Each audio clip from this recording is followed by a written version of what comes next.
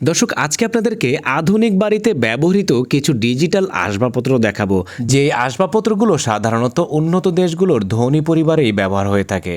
প্রথমেই এই বাড়ির গেটটা দেখেন, যখনই পরিচিত গাড়ি আসে তখন গেটটা খুলে যায়, আর যখন গাড়ি চলে যায় অটোমেটিকলি গেটটা কিন্তু বন্ধ হয়ে যায়। তারপরে এই যন্ত্রটা দেখেন, এই যন্ত্রের সাহায্যে সিঁড়ি দিয়ে না উঠে বয়স্ক কিংবা অসুস্থ মানুষদেরকে উপরে উঠানো এবং নিচে নামানোর কাজ করা হয়ে থাকে।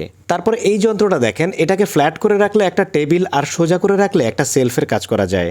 এরপর দেখেন এই টেবিলটাতে ওরা ক্যারমবোর্ড খেলতেছিল, কিন্তু হঠাৎ করে দেখেন টেবিলটা ডাইনিং টেবিল হয়ে গেল। তারপর দেখেন লোকটা শুয়েছিল এই সিঙ্গেল খাটটা দেখেন ফোল্ডিং করে কত সুন্দর একটা সোফা বানিয়ে ফেললো।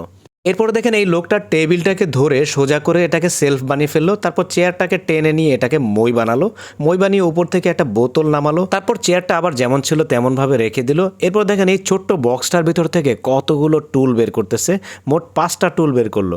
তারপর দেখেন ওয়াল থেকে টেনে সুন্দর করে একটা টেবিল বানিয়ে ফেললো। মানে কি বলবো, এদের বুদ্ধি দেখলে আসলে অবাক হতে হয়। দেখেন সিঁড়ির নিচে জুতার র্যাক, তারপরে জুতা রাখার এই র্যাকটাকে দেখে তো কোনোভাবেই মনে হচ্ছে না যে এটা জুতা রাখার র্যাক নাকি শোপিস। আর এই বান্দা দেখেন কি করে, উপরে সিঁড়িটাকে একবারে গুটিয়ে রেখে দিয়েছিল, তারপর টান দিয়ে দেখেন সিঁড়িটাকে নামিয়ে উপরে উঠে গেল। তারপরে এই ডাইনিং টেবিলটা দেখেন, আমি কিচ্ছু বলবো না, আপনারা জাস্ট কমেন্ট করে বলেন যে ডাইনিং টেবিলটা দেখতে কেমন। সত্যি কথা বলতে আমি এই আসবাবপত্রগুলো যত দেখেছি ততই মুগ্ধ হয়েছি। তারপর দেখেন এই বই রাখার সেলফটা দেখেন, ছোট্ট চিকন লম্বা কিন্তু অনেকগুলো বই রাখা যায় এই সেলফে। তারপর এই সোফা সেটটা দেখেন, এটা এতটাই আধুনিক এবং প্রিমিয়াম, আপনি চাইলে এটাতে বসে থাকতে পারবেন, শুয়ে থাকতে পারবেন, কিংবা হেলাম দিয়ে কাতও হয়ে থাকতে পারবেন। তারপরে এই যে এখানে আরেকটা সোফা সেট আছে ওইটার মতোই। তারপরে এই যে এই বিছানাটা দেখেন, এই বিছানাটাকে এমনভাবে ফোল্ডিং করে ঘুরিয়ে ফেলা হয়েছে, মনে হয় না যে এখানে একটা বিছানা ছিল। তারপরে এই সোফা সেটটাকে দেখেন, এরপরে দেখেন এই যে ওয়ালের সাথে কত সুন্দর ফিক্সড করা একটা স্টাডি টেবিল, এগুলো প্রত্যেকটা জিনিসই কিন্তু খুব সুন্দর। তারপরে দেখেন কাঠের তৈরি একটা ক্যাপসুল লিফট এবং এটাতে সেন্সরও লাগানো আছে। এরপরে দেখেন এই বেডরুমটা যে কারো ড্রিম বেডরুম হতে পারে। তারপরে এটা দেখেন, বাইরে থেকে কোনো লোক আসলে বুঝতেই পারবে না যে উপরে ওঠার জন্য কোনো সিঁড়ি আছে, বেশ চমৎকার একটা জিনিস। তারপরে দেখেন এই যে ফ্লোর ক্লিন করতেছে, এই যে নিচে একটা সিঁড়ি চলে গেছে, এই সিঁড়িটা দিয়ে কিন্তু নিচের দিকেও নামা যায়, দেখেন কত সুন্দর।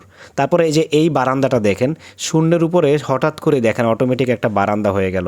তারপর এটা দেখেন একটা কিচেন ক্যাবিনেট বিক্রির মার্কেট, এখানে দেখেন কাস্টমাররা কিচেন ক্যাবিনেটগুলো কিনতে আসছে বা পরিদর্শন করতে আসছে।